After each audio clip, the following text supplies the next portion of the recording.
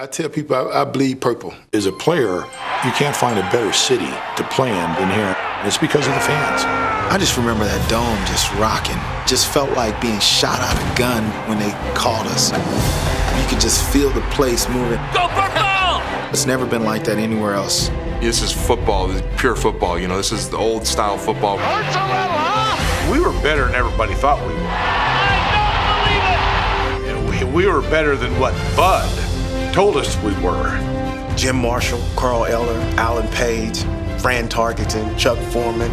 These are tough, honest players. Just to be part of that legacy makes it special. I think we did a pretty solid job of perpetuating that tradition. Just really get to play with some great guys and become lifelong friends. We played so hard for each other because we all liked each other. You're going on the field with your family, basically. That's the most memorable part of being on the purple. Look around, fellas.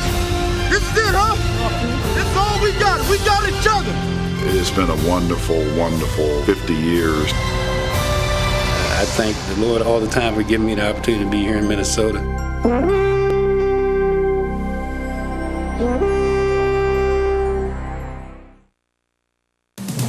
In 1960, Minneapolis businessman and sports enthusiast Max Winter headed a group that brought an NFL expansion team to the Twin Cities to begin play in the fall of 1961.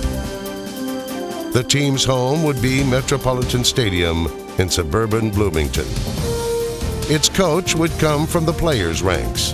In 1960, Philadelphia took on Vince Lombardi's Green Bay Packers for the NFL title. Eagles quarterback Norm Van Brocklin led Philadelphia to the championship, the only playoff game Vince Lombardi ever lost. Several months later, the Dutchman was introduced as the first head coach of the Minnesota Vikings. The first wave of Vikings arrived in the expansion draft, most notably future Hall of Fame running back Hugh McElhenney, who still had a few good moves.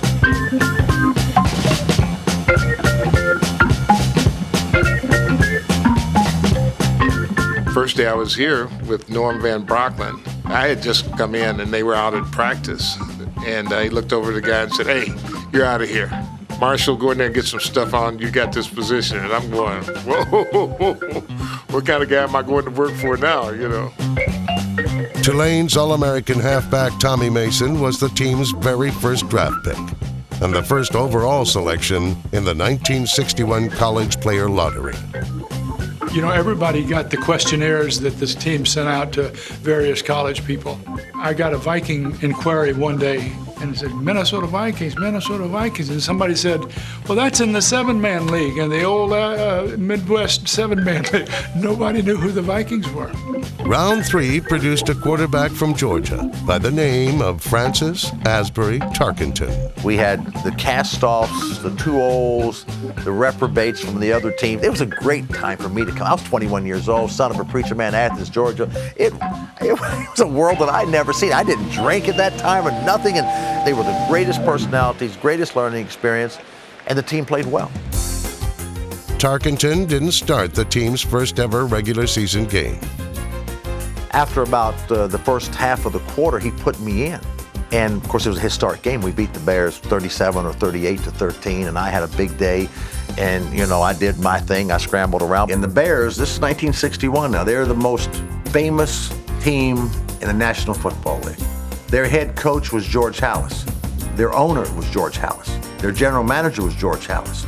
Fran had one of his career days, 3 touchdown passes. He scored a couple on runs, and it was a wildly exciting time for a bunch of young players that really didn't know if they belonged in the league or not.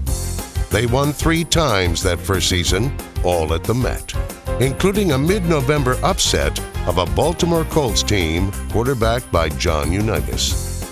In 1962, a free agent center named Mick Tingelhoff ranged far downfield to take out tacklers. A square-jawed, all-purpose fullback named Bill Brown proved to be tough to bring down. In 1963, the Vikings won 5 games. and Tommy Mason became the team's first All-Pro. You know, you can run pretty fast when you're scared, so you get through and get on out. I think I was lucky to come to this team, and I think whatever talents I had were something that fit into Van Brocklin's type of offense. At the heart of the team's climb toward contention was the young quarterback who credited his tactics to a 1961 preseason encounter with the Chicago Bears. They beat me to death. I mean, they bloodied me. And I said, I've got to do something. I've got to change how this position is played, or we're not going to win a game. I had athletic ability, I had some quickness, I had good sense of where I was on the field, and I just didn't accept the sack. I started using my athletic ability and my scrambling to buy me time to be able to throw the football, and it became my trademark. It was an unwritten rule for quarterbacks not to go out of the pocket because the defensive linemen weren't in great shape in those days. They didn't want to run. Especially you go out in the Coliseum, you play Deacon and Merlin Olsen and Lamar Lundy, on a hot day in Los Angeles, and here I come out there running all over the field. They got to run all over the field and chase me. I think I drove them nuts. And if you kind of went out of the pocket, they'd find a way to try to get you. And they tried to find a way to try to get me. They never did, though. I thought a quarterback should use his ability. He just didn't have to stay in the pocket. So I thought to use my ability to maneuver, to run, to gain yards, to pick up a first down, whatever I had to do, I thought that that's what I was supposed to do. So a quarterback ought to be able to make first downs, make that team, drive that team, get first downs, and get points on the board. A great quarterback can take a bad team and make them respectable. By 1964, Scramblin' Fran was the man, and the expansion team from Minnesota was ready to make a move. The Minnesota Vikings, the only team to go undefeated in preseason play, open the regular campaign against Baltimore. Everybody was getting more consistent on offense, and we were probably more afraid of Van Brocklin than we were of the other teams a lot of times. And so you just wanted to do a good job, and we'd put a lot of points on the board. In their first 3 seasons, the Vikings never beat Vince Lombardi's Green Bay Packers. In '64, they went to Lambeau and won. They took a .500 record to Kezar Stadium in San Francisco. There, a rookie defensive end named Carl Eller returned a fumble forced by Jim Marshall for a score. Earlier that afternoon, Marshall did the same thing. Sort of. Now stops, throws, completes it to Kilmer up at the 30-yard line. Kilmer driving for the first down, loses the football. It's picked up by Jim Marshall, who's running the wrong way. Marshall is running the wrong way, and he's running it into the end zone the wrong way. Thinks he scored a touchdown. He has scored a safety. His teammates were running along the far side of the field. Even on the plane coming back from San Francisco, they said, "Hey, Jim, it's snowing in Minneapolis. Why don't you get up in the cockpit with the pilot and we can go the wrong way, go back out to the West Coast." 2 weeks later, the same 49ers come to Metropolitan Stadium to see if they can change their luck. A swing pass from Fran Tarkenton to Tommy Mason begins the point parade as Mason powers past the prospectors for a Minnesota TD. As the points and wins piled up. At home against Los Angeles, Minnesota scored 34 in a rout of the Rams for victory number 6.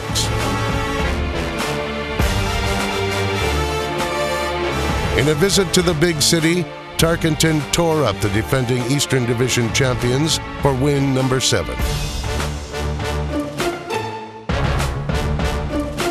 On the season's final weekend, Minnesota destroyed the defending NFL champion Chicago Bears. The Vikings tied Lombardi's Packers for second place in the NFL West. And those in the know were predicting big things in 1965. But Norm Van Brocklin's budding dynasty never bloomed.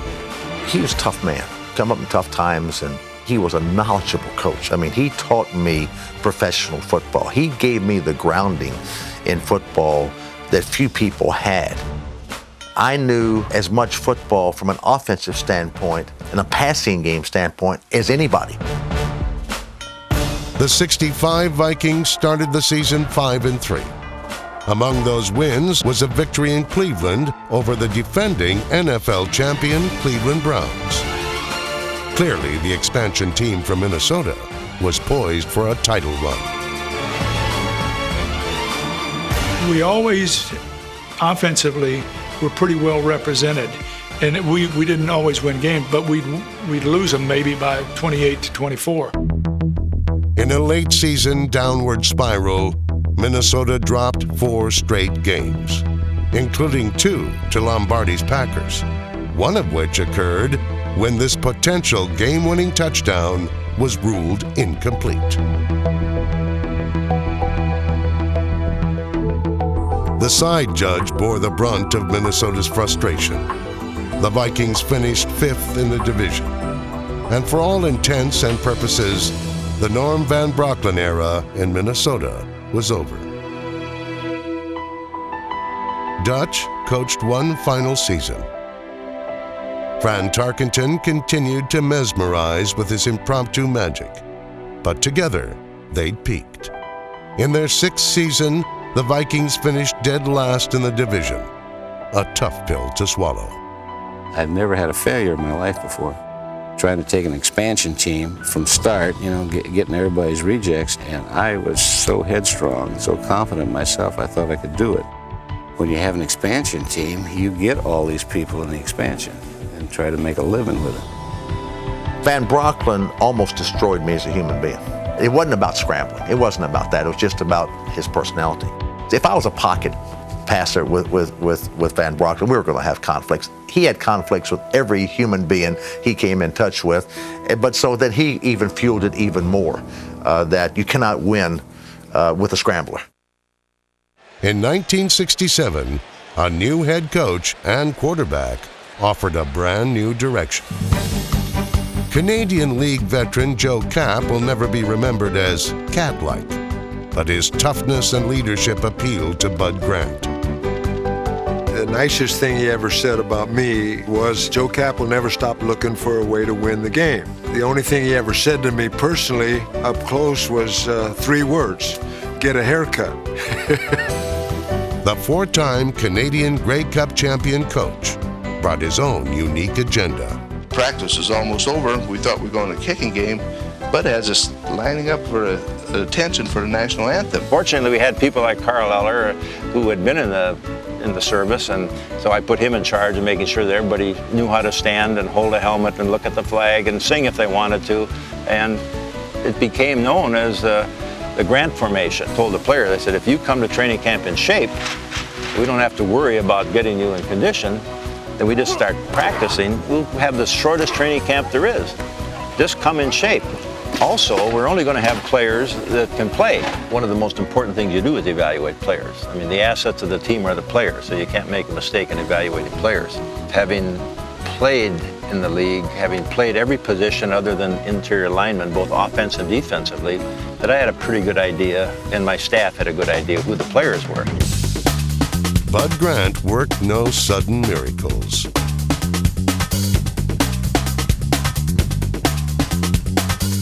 His first Vikings team won just 3 games. But the team's assets improved.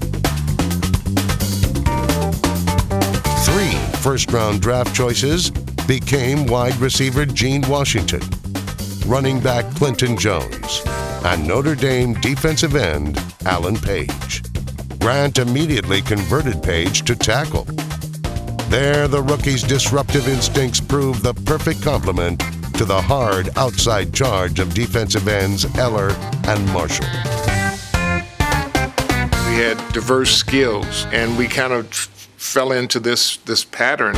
We could talk to each other up and down the line, and we knew what we would do within the parameters of the called defense. Bud Grant fashioned his team in the mold of his defensive line. Athletic and persistent, weather-resistant, capable of winning low-scoring games in the upper Midwest.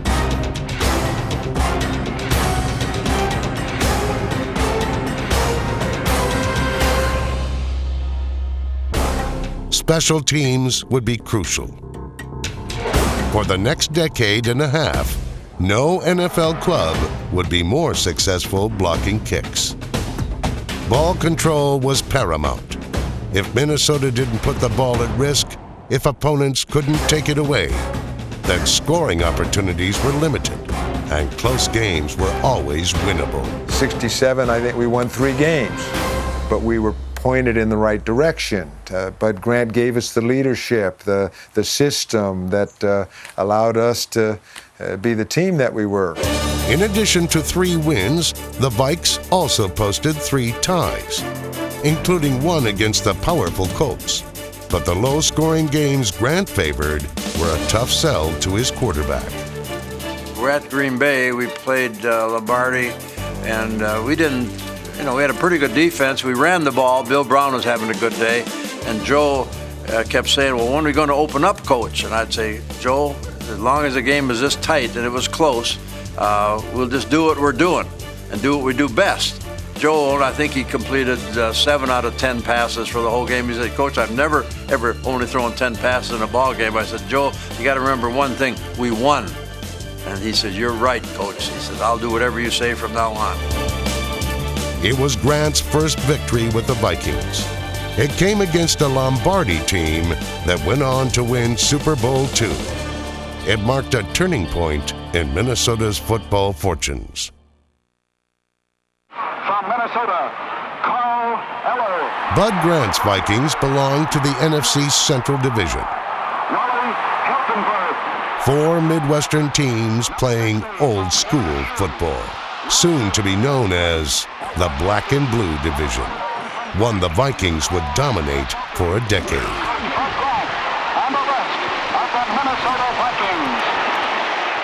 When we went out there, nobody's going to score a touchdown on us. We're not giving up anything. We had this saying, nothing cheap and nothing deep.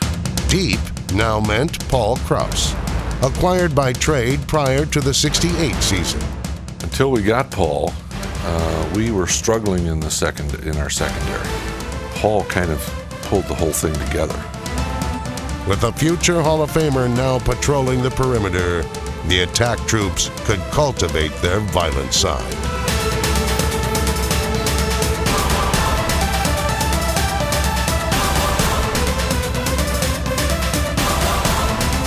The 1968 Vikings allowed the fewest points in team history.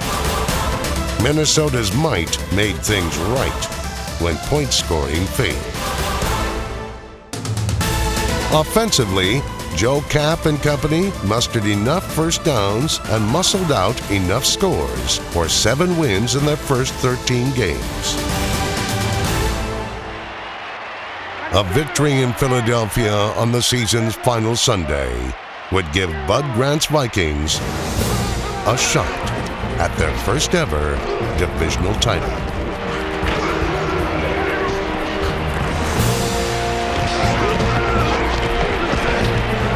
Offensively, the Vikings' black and blueprint called for ball control with an occasional big play.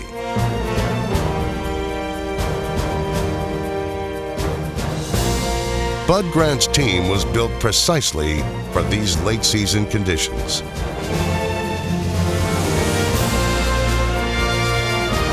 At day's end, the Minnesota Vikings prevailed 24-17. Later that afternoon, in black and blue division action elsewhere, the Green Bay Packers defeated the Chicago Bears, making Bud Grant's Vikings the champions of the NFC Central.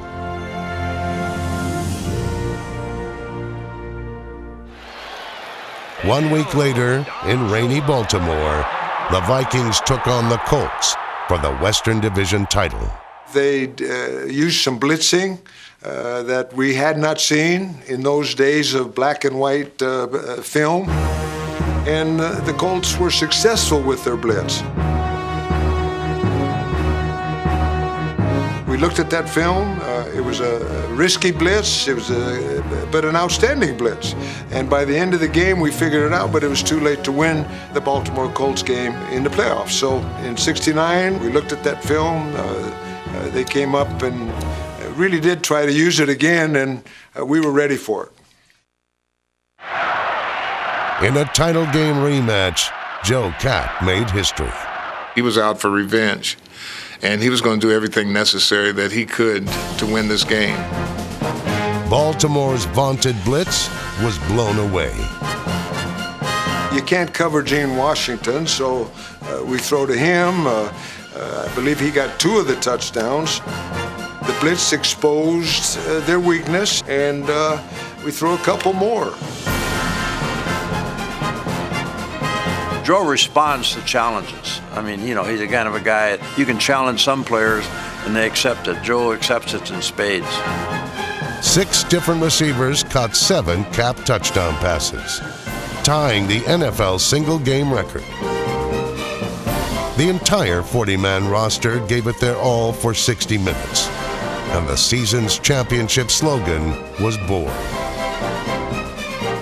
Everything kind of clicked in '69, and we started winning games. And once you get going, you know, it's kind of steamrolling along, and ended up with a great year.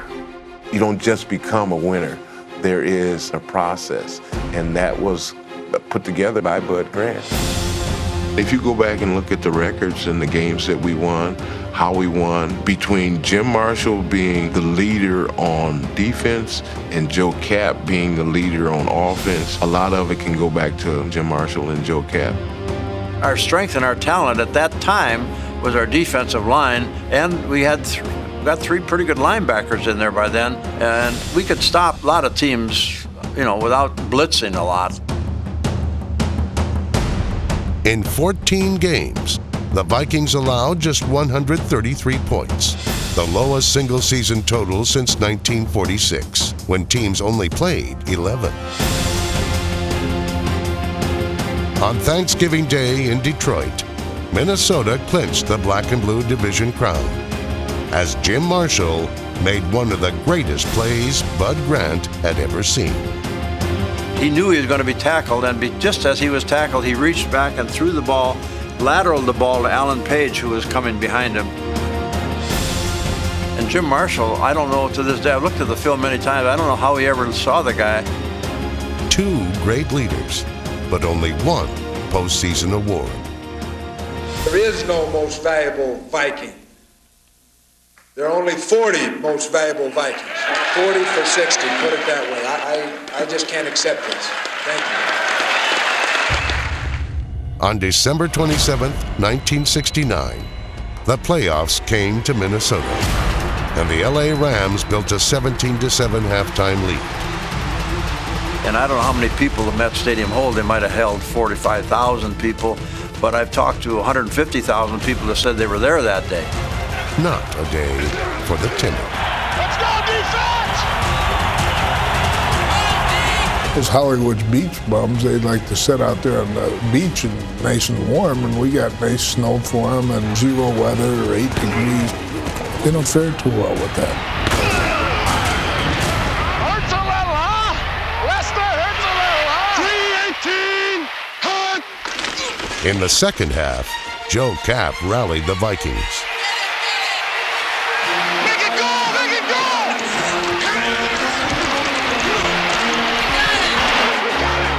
The defense got us the ball back so that we could have the game-winning drive that Gene Washington caught the ball down in the corner there. It's one of the most fun I've ever had in my life, and don't expect to ever duplicate. The man who declined the most valuable Viking award, and 39 other stout-hearted men played 60 minutes of football. Later, as the game wore down, they had to throw from their end of the field, and Alan Page didn't penetrate like he ordinarily usually does, and he was back there and watched the quarterback's eye, was sliding with him, and Alan's got good enough hands he could catch the ball, and he made the interception, and that was the end of the game. It took 9 full seasons, but the Minnesota Vikings could finally celebrate a playoff victory. 1 week later, conditions were ideal for playoff win number 2. I took pride that if we got inside the 10-yard line, that we would ram it in. That's part of the Central Division, black and blue division. And that game, the last NFL championship game, it was Gene Washington. I mean, he got behind people, so we skated in for that touchdown. But later in the game, there's this obstacle. His name is Jim Houston. The knee got him, pure accident, right on the jaw. So he's knocked out. Well, I got up and, you know, and he didn't. It was kind of every man for himself when the game was over. Fans are crazy, you know. They came running out like there's a whole sea of people. It was quite a celebration.